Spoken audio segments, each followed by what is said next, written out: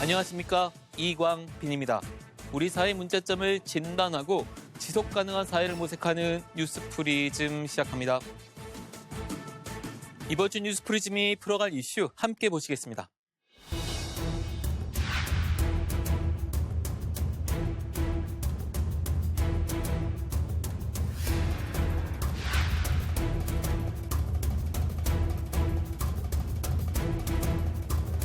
공공미술의 기준에는 맞지 않는데 지나치게 오랫동안 설치돼 있었다.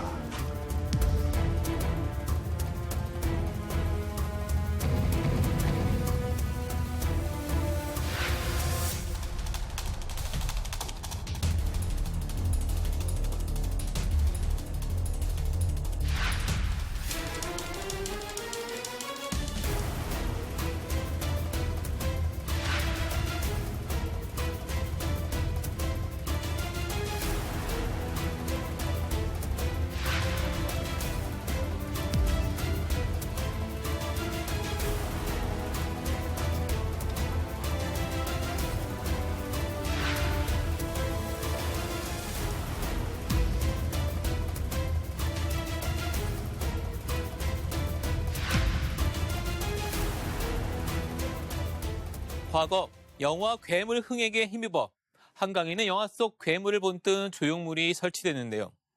시간이 지나면서 관심도는 떨어지고 혐오스럽다는 지적에 10년 만에 철거 운명을 맞게 됐습니다. 이번 일을 계기로 전반적으로 공공조형물 설치를 위한 과정과 관리가 제대로 이루어지지 않는다는 지적이 제기되고 있습니다.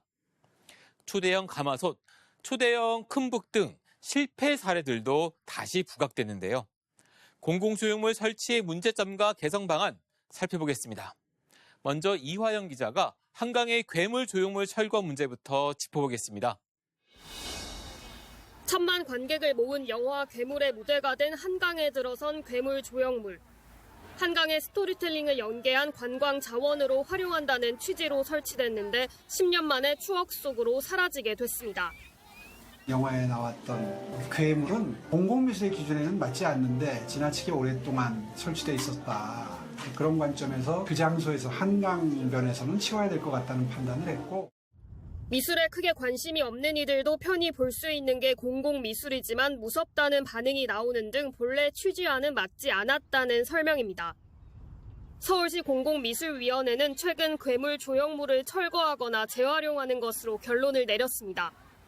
현재 서울시가 관리하는 한강공원에는 이 괴물 조형물을 포함해 총 46개의 공공미술작품이 있습니다. 시는 이들 작품 전반에 대해 철거 여부를 살펴보고 있습니다. 한강공원을 오가며 조형물이 익숙해진 시민들은 철거가 아쉽다는 반응이지만 한강을 대표하는 조형물이라고 할 수 있는데 저런 조형물들이 없어지는 건 한편 아쉽지만 저 공간을 대신해서 어떤 추가적인 서울시의 이득이 될 수 있는 그런 부분이 있지 않을까. 처음부터 신중하게 만들었어야 한다는 의견도 있습니다. 좀 못 만들었다? 약간 이런 생각이 들었고 굳이 저걸 만들었어야 되나 이런 생각도 좀 들었어요. 이제 이번 계기로 다음에는 조금 더 퀄리티, 차라리 돈을 더 투자해서 좀 더 퀄리티 있게 만들거나. 괴물 조형물 설치에는 1억 8천만 원 가량의 예산이 투입됐는데 공공미술작품 설치에 들어가는 비용 대비 효과도 살펴봐야 한다고 말합니다. 큰 비용이 들어가 있으니까 조금 의미가 있었으면 괜찮았을 텐데 큰 의미가 없었던 조형물은 좀 아깝다는 생각도 드는 것 같아요. 공공조형물을 이렇게 한강에 설치하는 거는 좋은 것 같은데 좀 미관상 좀 안 어울리는 조형물 같은 경우에는 좀 조심해서 좀 비싼 비용이 들어가니까 좀 고려해서 설치하면 더 좋을 것 같습니다. 일상 곳곳에 자리한 공공미술작품들이 빛을 발하기 위해선 계획 단계부터 주변 환경을 고려해 작품이 갖는 의미를 더 고민해야 한다는 목소리가 계속 나오고 있습니다. 연합뉴스TV 이화영입니다. 막대한 예산을 들였지만 애물단지로 전락한 지방자치단체의 공공조형물은 이뿐만이 아닙니다. 찾는 이들이 없어 방치되는 조형물들이 수두룩합니다. 철거도 못한 채 흉물이 되는 경우도 생기는데요. 이런 가운데서도 공공조형물 만들기는 여전히 계속되고 있습니다. 김경인 기자입니다. 지난 2005년 충북 괴산군이 만든 초대형 가마솥입니다. 둘레만도 18m에 달합니다. 기네스북 등재를 목표로 국민성금 등 5억 6천만 원의 예산을 쏟아부었습니다. 호주에 밀려 정작 기네스북 등재는 실패했습니다. 가마솥이지만 열전달이 고르지 않아 밥을 지을 수도 없습니다. 시민들의 시선은 곱지 않습니다. 저걸 농기구를 만들어서 국민들한테 재활용을 시킨다든지 그런 방법이 더 좋지 않을까라고 생각은 하긴 해요. 어떤 전시성 그런 부분이라고 보이기도 하죠. 광주시청 앞 광장에도 골칫거리가 있습니다. 2005년 제1회 광주 디자인 비엔날레 개최 당시 후원을 받아서 광주시청 앞 광장에 설치한 알렉산드로 맨디니의 기원이라는 작품입니다. 높이가 16m가 넘고 직경이 18m에 달하는데요. 광주시는 2008년부터 여러 차례 존치 여부를 고심해왔습니다. 설치 당시 계절별로 옷을 갈아입혀 광주시청을 상징하는 랜드마크로서 역할을 기대했습니다. 한 번에 2천만 원의 천 교체 비용은 부담이 됐고 비바람에 수시로 찢겨나갔습니다. 광주시가 최근 이전 철거를 검토했지만 작가 유족의 동의를 얻지 못해 무산됐습니다. 철거를 하자니 작가 측의 의견들이 그렇게 나왔고 이전을 하자니 이전에는 비용이 너무 많이 들고 그래서 이제 여러 가지로 생각하고 있습니다. 경남도가 2010년 16억 원을 들여 만든 거제 거북선은 지난해 철거됐습니다. 고철은 고물상에 팔리고 목재는 폐기물로 소각됐습니다. 제작 당시 국내산 금강송을 사용하기로 했지만 업체가 수입 목재를 사용해 짝퉁 논란이 일었습니다. 공공조형물 제작에 막대한 예산이 드는 만큼 충분한 의견 수렴이나 타당성 조사가 필요하다는 지적이 나오는 이유입니다. 그런 지자체장들의 취적을 위해서 규모를 크게 만든다거나 이런 방식으로 취적을 홍보하기 위한 목적으로 그런 조형물이 만들어지는 것은 바람직한 일은 아니다. 혈세를 들였지만 방치하거나 철거하고 또 의견 수렴 없이 만들어지고 있는 지자체의 공공조형물들. 만들기 전 충분한 고민이 절실해 보입니다. 연합뉴스TV 김경인입니다. 유럽의 경우 많은 도시의 랜드마크는 대부분 오랜 역사 속에서 하나둘씩 만들어졌는데요. 2차 세계대전 이후 비교적 현대에 들어 랜드마크들이 마련된 도시가 있습니다. 바로 독일 수도 베를린입니다. 베를린은 2차 세계대전을 일으키고 많은 약자를 학살한 나치 독일의 수도이기도 했습니다. 전후 독일은 전체주의의 폐해와 전쟁 범죄에 대한 반성적 차원에서 기념 조형물들을 만들어 나갑니다.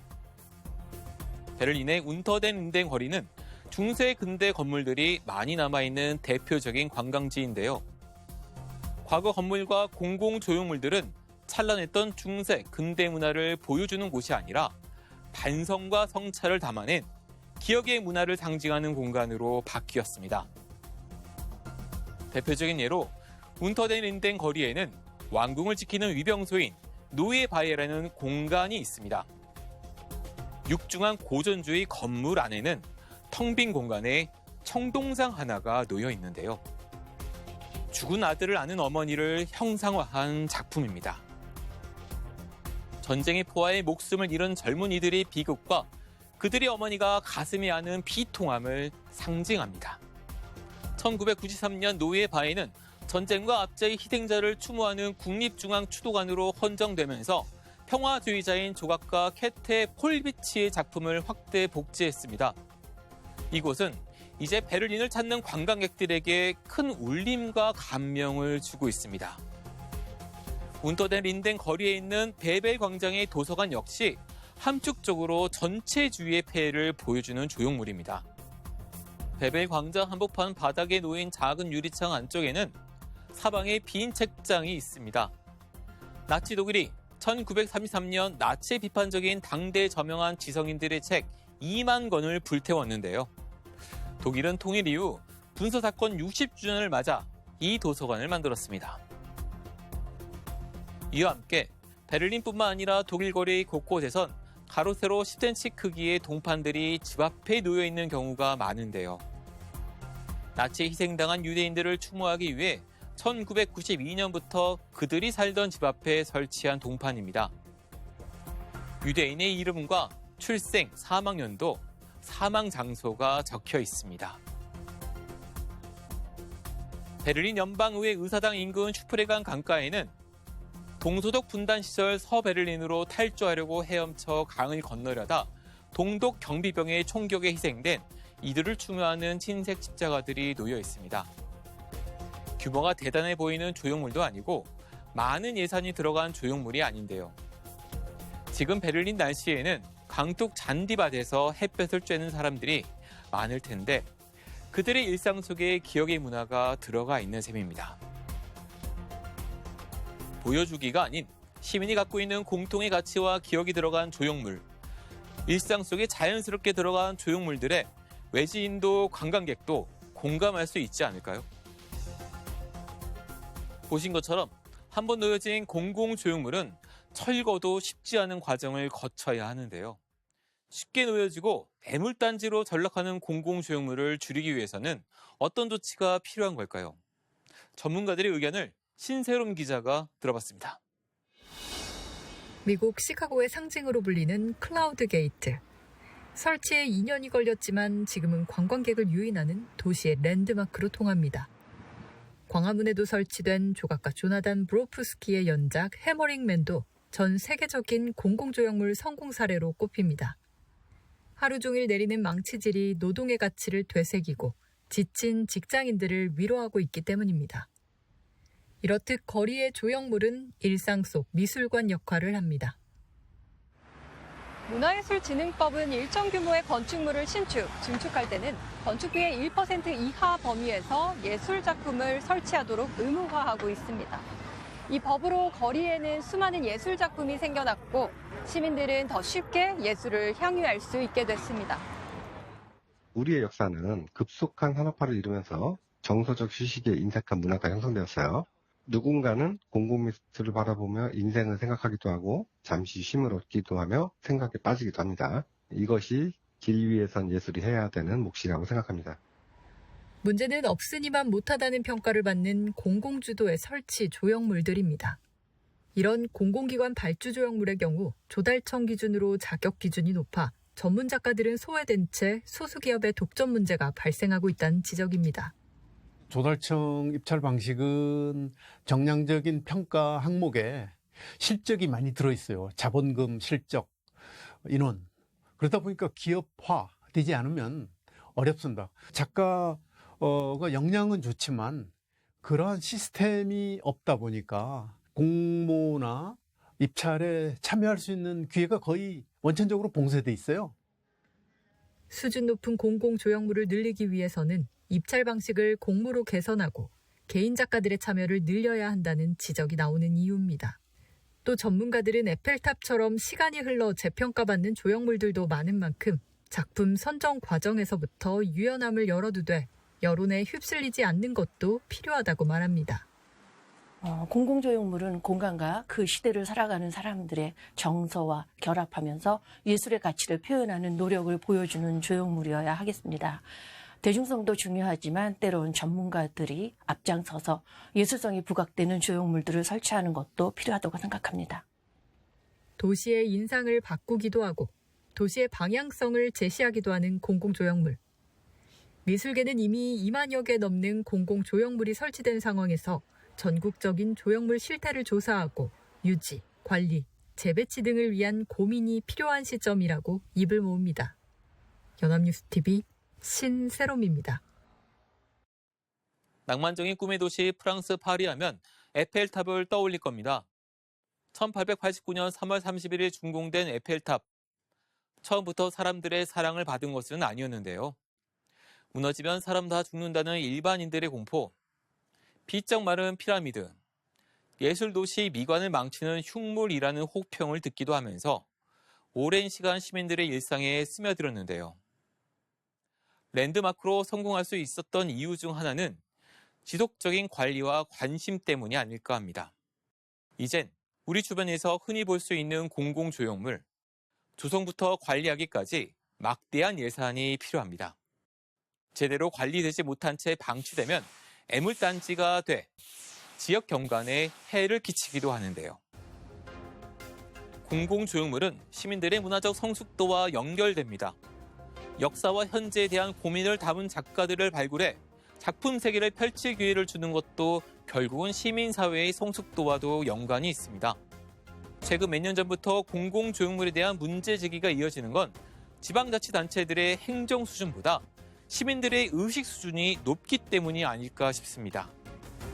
우리 마을과 도시에 대한 기억에 관심을 가질수록 주변 조형물들의 수준도 올라갈 것입니다. 이번 주 뉴스 프리즘은 여기까지입니다. 시청해주신 여러분 고맙습니다.